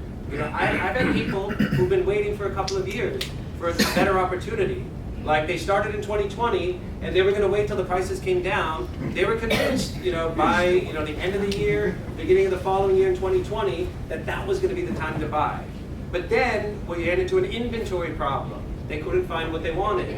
Builders started raising their prices like crazy. They stopped giving incentives. Well, I'm going to hold off. I don't want to do that. Longer they hold off. They may get a better deal right now, today. They may get some incentive, $5,000, $10,000, whatever it may be. But if the price has gone up $50,000, $60,000, $70,000, was that a good idea? I don't think so. Track them up. We had record average sales prices. It was 406, then it was 410, then it was 426. We're at $440,000 as an average. Right. Right. And we price some people out of the market. Correct. And I do agree, and I'll get to you in a second, I do agree that's going to price some people out of the market. But to Rob's point earlier, people moving from around the country who are coming to Texas, they still view this as very affordable, right? So it's all perspective. They're not going to blink when they see a $440,000 average sales price, right? So it doesn't mean that the market's going away. Some buyers may, some buyers won't, right? But again, you have to have all the data. You have to be able to explain this to people who are local as well as moving from out of town. Yeah, I had a student on Zoom last week who was in Austin. Their average sale price somewhere close to $700,000. Right. Their supply is less than ours. Right. So they're having a hard time. Right. So we're doing okay. Yeah, I think we're doing okay. I mean, I tell people the story from when I moved originally from Massachusetts. This was 10 years ago, right? But when I was studying these prices, right, in Massachusetts, for those who are familiar, there's a nice suburb called Newton, right outside of Boston. Very similar to Sugar Land in terms of location, this and that. Tyler, you were just there, so you probably know what it was. But basically, similar characteristics, population, location, good schools, all of that stuff. At that time, the median home price in Newton was $750,000, right? The median home price in Sugar Land was $300,000 or $350,000. And I'm like, how does this make any sense? right? The income is here, the population is here, the demographics here. It's just the price is much, much lower, right? This was 10 years ago. Granted, both have had run-ups since then, but the point is the same. People who are in higher priced parts of the country will look at this and be like, I'm fine with that. Where can I get the best deal? Well, I got the stat from Chris, I'll give him full credit, but out of 20 major markets, number 1 being the most expensive, Houston's number 16. Right. Yeah, there you go.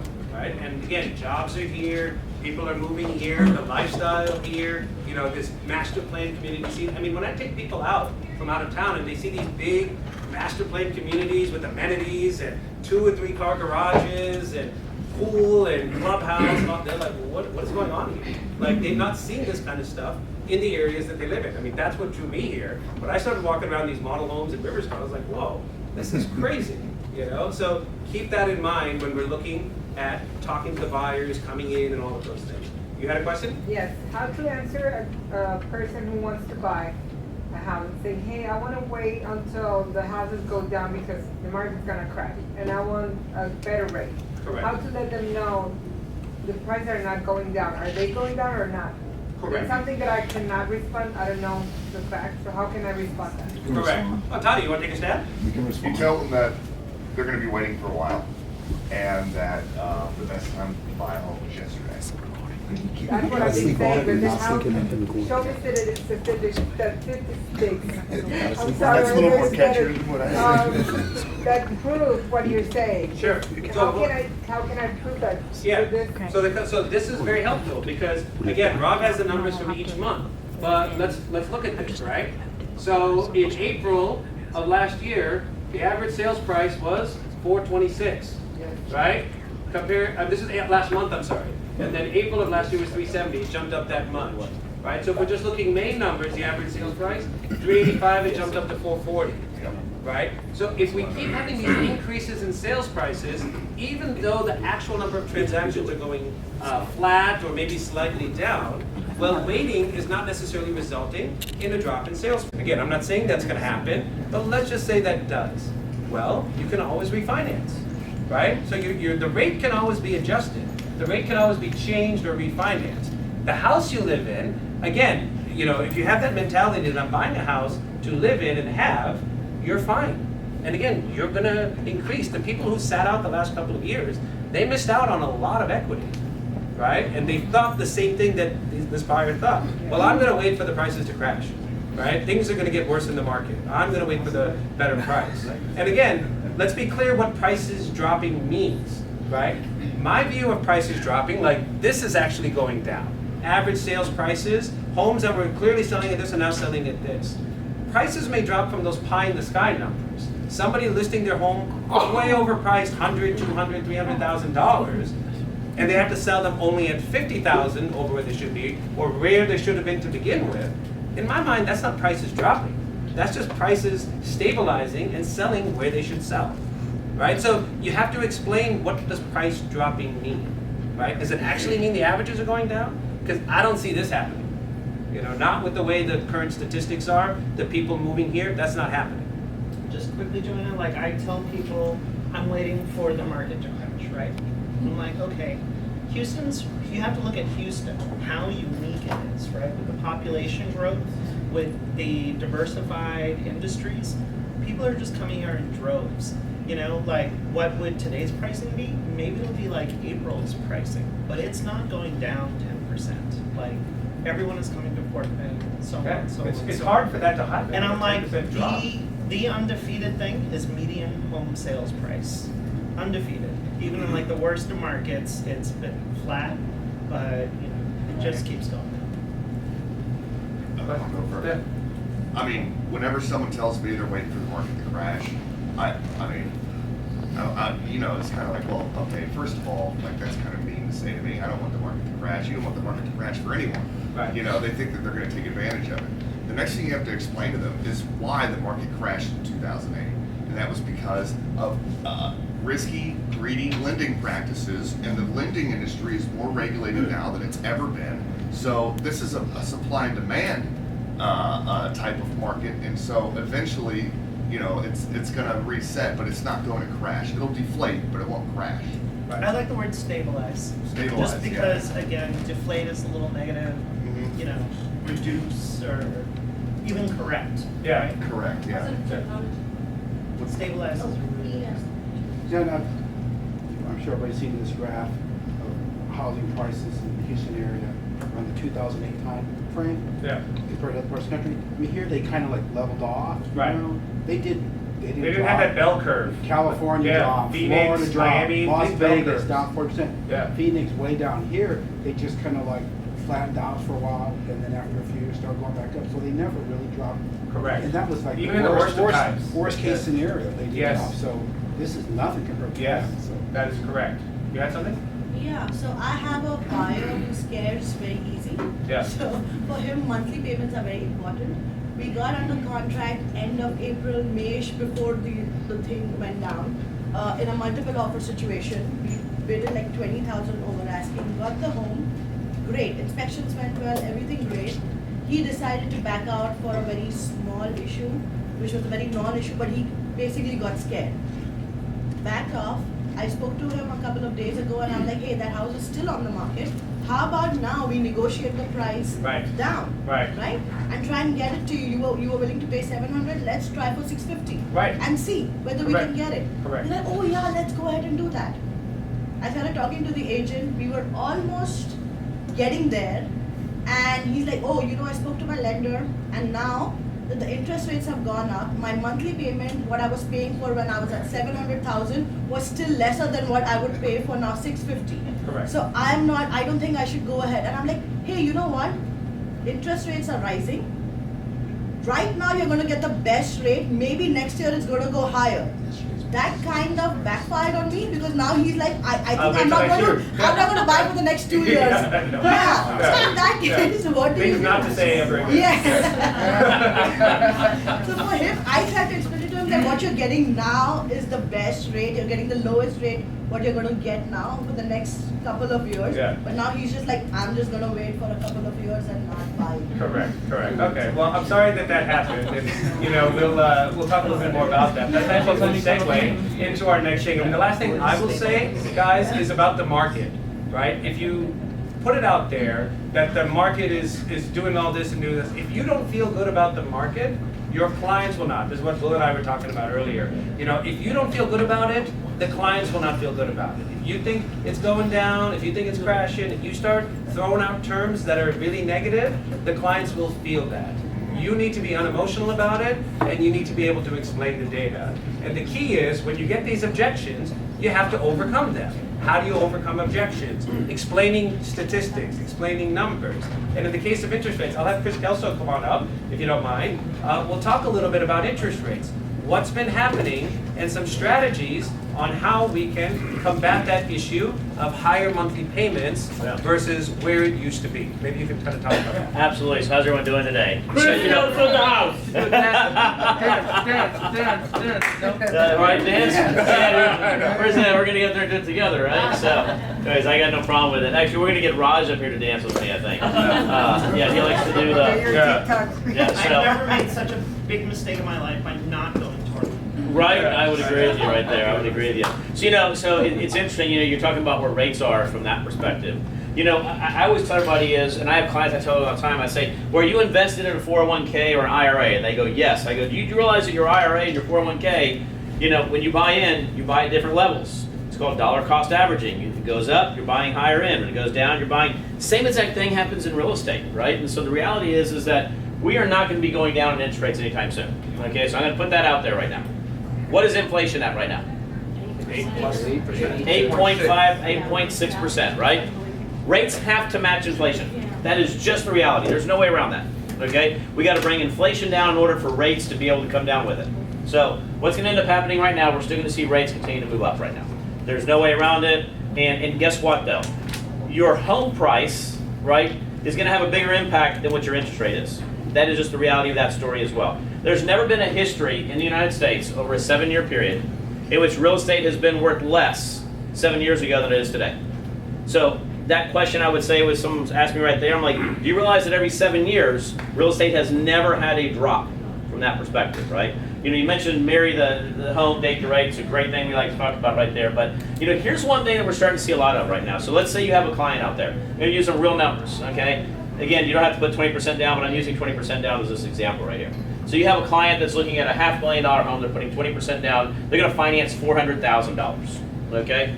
So they sit there right now and they say, okay, great, so I'm going to do that. And today's rates is 6%, okay? So their principal and interest payment on a 6% note, okay, at $400,000 is $2,398, okay? But they're freaking out because it's 6% and they were qualified at, you know, 4.875, okay? Let's use that as an example right there. So a couple months ago. So now they're going back and saying, well, let me go ahead and renegotiate the price of the home. I'd rather do this. You know, can you sell it to me now for $490 versus $500? Okay. Well, if I was to go ahead and purchase that home for $490, put 20% down, now I'm financing, you know, $390,000, and if I maintain that 6% interest rate, my monthly payment is still $2,347. Rough estimate numbers right there. Okay. But if I was to go back to the seller and say, hey, this client wants to go ahead and buy, and they want to buy at $400,000. We have $500,000, but instead of me reducing it down by $10,000, I want you, Mr. Seller, to pay $10,000 worth of points. I want you to buy down their interest rate. So now, instead of, you're still going to buy it for $500,000, they're going to put 20% down in this example, right? They're going to finance now at a 5.5% interest rate. So it's no longer a 6%. They're financing it at a 5.5% interest rate because they bought it down by approximately 2 points. And now their principal and interest payment is $2,271. Okay? That's a savings of over $60,000 in interest over the life of that loan. That's a monthly payment savings difference of about $130, right? And you're doing two things. Number one, you're getting them back into a rate and a payment which was preferred for them right there. And you're not having to worry about reducing the price of the home to be able to compensate for that. Two things I've always said is we create the market that we're in, right? So the one thing is, and I do laugh sometimes when I say this, I'm like, remember sellers, you created the buyers that are going to come back right now, right? You know, appraisal waiver, which we all know I hate, by the way, worst thing I think ever existed in the face of the earth. And the bad habits whenever you have 10 offers come in, and you wouldn't call the 9 other back to let them know that they lost it, right? So the buyers are going to come back around right now, right? And it's going to be a buyer's market. But let me tell you, it's not going to be a buyer's market yet. We can quadruple inventory. You heard me say that. We can quadruple inventory and we will still be in an average market. Quadruple it. And by the way, you know how long it would take us to quadruple inventory from right now? It's not happening this year. No. It's not happening next year. It's not happening the year after that or the year after that, right? So when you were talking about the same thing, when someone's saying, well, should I wait till it busts or the market goes down? Houston, again, very interesting. Rob talked about this. Turn off your national news. Your national news. What's going on in Colorado doesn't represent Houston. Colorado is a second home market. It's one of the hardest hit markets in the world right now. Everyone goes and buys second homes in Colorado. Guess what they do in Houston? They buy primary homes in Houston, right? So number one, you got to take the national market. You got to take it out of there right there. You have to understand also that there's never been a period of time in which you've lost money in an investment in real estate. The greatest hedge against inflation is what? Real estate. You know, 9 out of the 10 billionaires in the United States own more real estate than anything else out there. The only person who doesn't own real estate is one individual. You know who that is? Elon Musk. That is correct. The only one who doesn't own real estate right there, right? And I would vouch to say is, hey, by the way, if you think the market's going to crash, tell me a good time to buy Tesla stock. Same thing, right? And so the reality is that the best time to buy or sell is the best time for the client. Rates are going to fluctuate up or down. You know, the market needed to get to a more normalized market. The average rate today is about a 5.875. And by the way, last time the average rate was at a 5.75 was probably about 7 years ago. So we're not talking about it was a long time ago. You know, you look in the 1970s, the average rates were in the 12s. By the 1980s, they moved up to the 18% range right there. Right, you look at the 1990s, they moved back down. I mean, Rob was talking about 18% in that time right there. You know, you look at the early 2000s, you know, and you look and see that they fluctuated into the high 6s. And so, you know, we're not far off from where historically rates were at. So don't let that be a reason why an individual's not buying or selling. Where we are going to see individuals, we're going to entice them is, the industry refinanced a whole bunch of people in the twos, right? 2020 and 2021, we had tons of people who refinanced the twos. So you know where our inventory issue is going to come in? Is those sellers who would normally say, I'll go ahead and sell and get out of my 2.5% interest rate and buy a new one at 3.5% interest rate. Those guys are like, I'm not gonna buy at a 5.5% interest rate, that's 3 points more. Those are the ones that are gonna take a little while. But I've always said this also, rates are all about lifestyle. Rates are not about, people when they're buying a home, the one thing they're looking at, is this a home that's gonna meet my needs? Am I moving up? Am I moving down? Do I have more family? Do I have somebody who's gonna move in with me? Are we changing? Are we moving here because of our job? That's what people buy a home for. They don't buy it because interest rates are at 3% or to 6%. Okay, so just know that from that perspective. And there's strategies that you can do when you are putting your home on the market with the sellers. And I would have that conversation. Instead of the conversation saying, hey, we're gonna put it up for $500,000, but if we don't see showings in the next 3 weeks, let's move it down to 490 maybe. My thing would be is, hey, why don't we do a promotion on this right here? It's a cool market. Why don't we put it up for $500,000, but why don't we offer an incentive to buy down their interest rate? And now you're going to see a completely different group that's going to go out there and say, let me talk about that incentive with you. Okay, so a lot of builders are doing that right now. A lot of builders are doing that, and it's always been out there. Now, you can't go out there and buy down 5 points. It's not legally possible. You're limited to 3 points. Okay, so the legality around buying points, you have to understand it, and that includes any fees and additional things. So really be more like 2.5 points. So that's why I told everybody limit it to about 2 points to be on the safe side right there.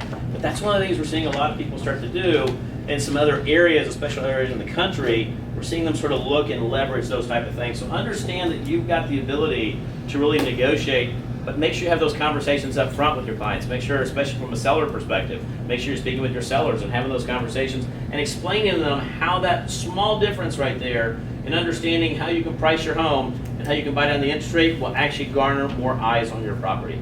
And then know this, rates are going to continue to go up. Will they go down next year, the year afterwards, the year afterwards? Rates always fluctuate up or down. But I'm going to tell everybody, I'm going to ask everybody the one thing when everybody refers to a 2 or a 3% interest rate. When was the last time that we had a pandemic?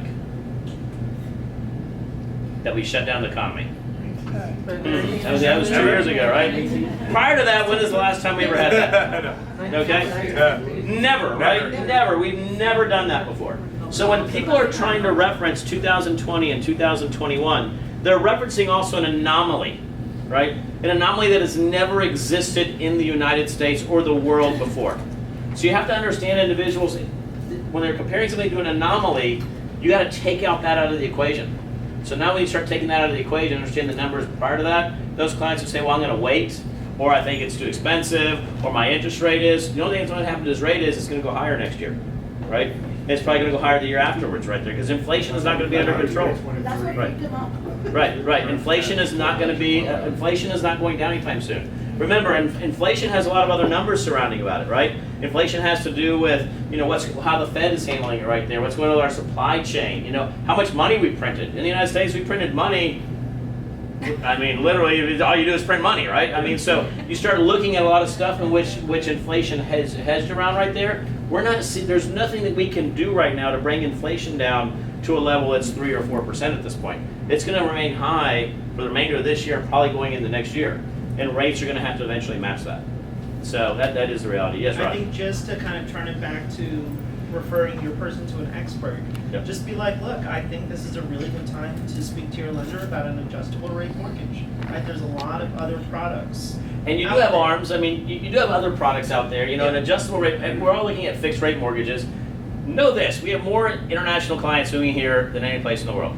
We're one of only 3 countries that does fixed rates. Most places in other parts of the world are used to renegotiating their rates every single year.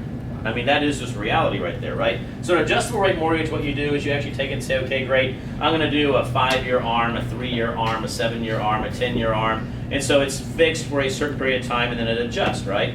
Now what is happening right now still, your ARMs have not had a margin that is large enough to cause somebody to go to an ARM right now, right? And you have to realize the reason why that is because the mortgage-backed securities market has not developed enough pool of money to sell into. Okay, so you probably heard something like a coupon, like so. A mortgage-backed, so every mortgage that's generated in the United States, little background right here if you don't mind. Every mortgage that's generated in the United States is actually sold into a pool of mortgage-backed securities market, right? And so they have a pool of money that's created, and let's say they create a pool of money at 3.5% and 4.5% and 5.5%, right? They create these pools of money. When they create these pools of money, they assign a coupon or a note to them, okay? And they have to fill it with a certain amount of money to it. Okay, that's just the reality because it's all going to the market. So what happens over a period of time though is This one that, this 3.5% coupon is not filled yet. And this, the new coupon that really has to be created hasn't been set up yet because the money still has to go into this one, which is why everything has to have points. Because now they're saying in order for us to sell into this, it's going to cost us more, which means the client is paying more on the points side of things, so we can sell into that coupon right there, which is that mortgage-backed securities market. So the mortgage-backed securities market has not caught up, right? Just the reality right there. So that's why you're not seeing that your ARMs are not catching up or not having a very big margin difference between your fixed rate and your adjustable rate. It will happen over a period of time, right? And you see a larger difference you're going to see on a jumbo note versus a conventional. But I would tell somebody, so you're going to get an ARM rate at a 5% on a conventional, on a regular conventional loan, or you might get a 5.875 on a fixed rate. The reality is, if you're going to be in that home grade in 5 years, you're probably going to do the fixed rate anyways. And we've preconditioned everybody to know about fixed rates here. So it's hard to get somebody right now to go into an adjustable rate. Adjustable rates over the past, I want to say probably 10 years, 12 years, have represented probably less than 3% of the entire market. So you're not going to be able to get 97% to start looking at an adjustable rate mortgage. They do exist out there. There are products which are really good. You got some interest onlys that are coming out. Now interest only has to do with someone has a lot of equity and they're putting a lot of money down, but they want to be able to just maintain their monthly note a little bit longer, a bit lower. You got reverse mortgage, which is great for seniors. If you guys don't know about reverse mortgage for seniors, you're missing out on one of the biggest things that you can do for our seniors, to have them move into a new home and sell their existing home and still not have a monthly mortgage payment and leverage that equity. One of the greatest products out there that we've seen right there. So there's a lot, there are some tools. Rates when they move up, the cool thing about this is there's a lot of new products that are developed in the market. In fact, Will and I were talking about that, right? I will say this, Will and I were talking about this a little while ago. This is when you actually get more market share, when rates are moving up and prices are where they are. This is because you know what everyone else is doing outside this room? They're not in this room. They're sitting there sitting like this, right? You know what they're doing? They're sitting there going, the market sucks and no one wants to buy a home today and rates are moving up. You know what? Let me just go on vacation. Let me just go ahead and do whatever. Let me go ahead and sit here and pout. That's what most people do, by the way. They pout during this market, okay? This is where you pick up the most amount of market ever, right? As long as you're not pouting. Well, we talked about it, right? This is when you also develop more market share, always before, right? Always get excited in this kind of market. Yeah. No matter which industry I've ever been in, when you have a market that slows down, it's a little bit more difficult. The people that your competition is not doing what you're doing. Yep. This is your time to have that positive mindset, like Sonic talked about, and go out and get more business. You have one of the biggest opportunities right now to gain market share than you may have in the next 5 to 6 years. Yeah, because there are so many people out there that are not having these meetings. So many people out there who are not doing it. So understand rates, understand the market, understand what's going on. Houston has always lagged behind. Who's a native Houstonian? Who's the oldest in the room Houstonian? Okay, right there. So I don't want to say Rob's the oldest, but Rob's probably the oldest, by the way. I had to fit an old joke in somewhere, Rob. Okay, I had to. I can assure you, I'm the oldest guy. Yeah, but Rob, going back to when you were building homes here, right? Have you ever? Houston has always lagged leaving out and lagged coming in, right? Well, the 80s is what happened. Of course, right. We were doing negative AM loans, and everybody's going, how real estate never goes down. Yep. What can possibly go wrong? Oil went to $6 a barrel. Right. And we were an oil-based industry at that time. Right. So it did drop out. So it's a whole different than what we have right now. We have very diverse, strong lending. We have our number one industry is medical. Yep. Right.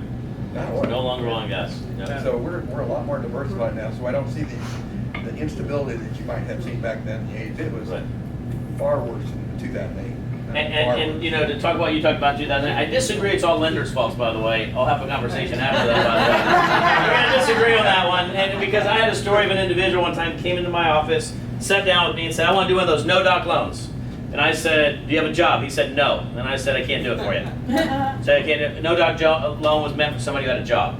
He said, if I walk out of my office and walk down the street, I can find a scrupulous lender that would do it, by the way, which he did find. And he ended up being closing, later on, and came down and said, man, you could have had a loan. I said, yeah, but I want to sleep at night, and I got a mirror I got to look at every day, right? And he ended up being foreclosed on 2 years later. So there was lending, but it takes a consumer who's willing to do it as well. Oh, yeah. Right? And so the one thing I always tell everybody is, the one thing that you're absolutely right on is that nowadays, there's no 100% financing. Everyone puts money into their deals, right? You have some no-doc loans that are out there. No-doc loans are 25% down. So the lending aspect of what has taken place from Dodd-Frank 2010 till today, you're not going to see a crash. And you have to understand that's how you explain it to your clients. There's a crash happened in 2008, and it wasn't a market crash due to inventory. It was a market crash due to a supply and demand, and nothing to back it up from a financial perspective. We have trillions of dollars in equity right now in homes. Individuals aren't walking away from that. I'm just telling you right now. So the reality is you didn't have those trillions of dollars in 2008 as you talked about. And so people were like, okay, great, I can get foreclosed on, I can walk away, I don't owe anything on it, I have no money invested in it, right? So you have to understand all those little things are reasons why you have to have those conversations. Everybody is the market's strong, and it's going to stay. You're going to see an evening out of the market. It's going to level out a little bit right there, but you're not going to see a crash. Okay, so just the reality. Yeah, and thank you, Chris. Appreciate that. And the key is, guys, like we talked about, it's all about being educated, but coming up with solutions to the problem. Right? Previously, the problem was there's too many offers, too many things going on. Well, the multiple offer situation is going. People now object about interest rates. Talk to Chris Kelso. If they're focused on, hey, I can't pay more than 5% interest rate, right? Talk to Chris Kelso. What's it going to take to get it to that? And present the deal like that. Have the seller, instead of selling it at $650, put some money towards points. Or if they need a certain monthly payment, position it, get more creative to present the opportunity to overcome the objection. Okay. So Chris, I wanted you to remind me, what interface you're leasing a home? 100%. Oh. Yeah, that's right. When you lease a home, you're paying 100% interest. That's another thing you can tell people, right? Because you're not building any equity, you're not doing anything. All right. Cool. Any other questions before I move on to the upcoming events? No. Saying the rents are also. That's a very good point. Rents are going up as well, So a couple more things. We have some upcoming events. Of course, you heard Shay talk about the EXP event next month, the 26th of July. This is actually going to be on July 21st. We are doing a cultural training here in this building. It's going to be up on the 5th floor, and we're doing it with Guidance Residential. We'll be talking about how to work more effectively with cultural buyers. Some people in the room may have seen it before. We do it with a lot of builders, realtors, all that stuff. It's open to everybody. So A, if you want to learn more how to deal with cultural buyers, you should attend. B, it's a great thing to invite people to. If you know other co-workers, agents, builder partners, anybody who you think could benefit from attending this session, it's a great educational session as well as a networking opportunity for you as well. Okay, so that's going to be on July the 21st. We'll send out the information on that, and then that EXP event will be on the 26th, I believe he said, coming as well. The 26th July, we have an EXP event in Houston, where Jason Gessing, CEO of EXP, is coming down. That event's going to be at Hotel Zaza. Big event in the evening. The date and time will be confirmed, but mark your calendar, July 26th, around in the evening at Hotel Zaza. This training back over here. This is at 10 a.m.? This is 10 a.m. in the morning, but we have done the training at a national level. We travel to different cities, different states, and train builders and realtors. And the training at EXP, at Remax. If you have time, you must attend this. Get your tools lined up, and the market shifts. Yeah. And then we'll talk a little bit about the office, just kind of run through it, so you guys are aware, and for those who are not aware, we're building a new office building right up the road on 59 and University Boulevard. The progress is coming along really great. We expect to be in there in the next few months, and we've signed up for a success space. Here's some renderings of this, so you guys get an idea. Here's the floor plan. The first floor is going to be an amenity space, so we'll have a little bit more room to spread out, when we have meetings and events. And it also opens up to an indoor-outdoor area, so we'll have really large-scale events, crawfish boil, get food trucks, things like that. That'll all be happening at the next building because we'll have the facility for it, so we're super excited. Here's some latest pictures, right? So you guys can kind of see how it's coming along. There's 59 over there. It's a three-floor building, and here's where the event space is going to be, and then we have, the offices on the 2nd and 3rd floor. The second floor is going to be a collaborative workspace where we have Success Space. For those who have seen it or heard the announcement, Success Space is in collaboration with EXP, and we have signed up for one of the franchises. We're one of the first 10. We're in the Founders Club. So we'll probably be the first one to open up based on where things are at. So we're super excited about this. It's going to be a great co-working space where we're not just going to have agents, that'll be a big part of it, and also industry partners there as well, but it's going to be open to everybody. Business owners, community organizations, schools, anyone and everyone can use this space. Think about Regis, what it's like over here. Regis is known as a co-working space. But no offense to anyone who has association with Regis, it's a little stale, right? You go into the space and then there's no collaboration, there's nothing, right? Our goal is to make this space like the way this meeting is, where there's constant interaction with people, communication between the partners, and extraction and referrals and business being given. We'll have networking events, we'll have coaching events, of course these monthly meetings, so we're super excited about it, and look out for more updates for that by the end of the year. And that's come to the end. Any other questions? Anything we can go over before we wrap it up today? I know we went a little bit longer, but I thought there was a lot of good information given out today. Any questions from anybody? Okay, so look out for the announcements. We'll send out the cultural training invite. We'll send out the EXP event so people are aware for that. Question? Oh yes, thank you for reminding me of that. So we just went to shareholders. You saw that video. You heard all the value that the three of us got. The registration has now opened up for EXP Con in Las Vegas, right? Those dates are October 11th to the 14th. So if Orlando wasn't a big enough draw, you need a bigger draw. Las Vegas is where EXP Con is going to be, and it's going to be October 11th to the 14th. If you have not attended an EXP conference event, highly recommend you attend, because again, you get more engaged with the company, you get motivated, excited, you learn about the new initiatives coming down the pipeline, you get education, and you get to network with people from all over the world. Thanks for reminding me about that, Daryl. Cool. Well, thank you guys so much. Appreciate it.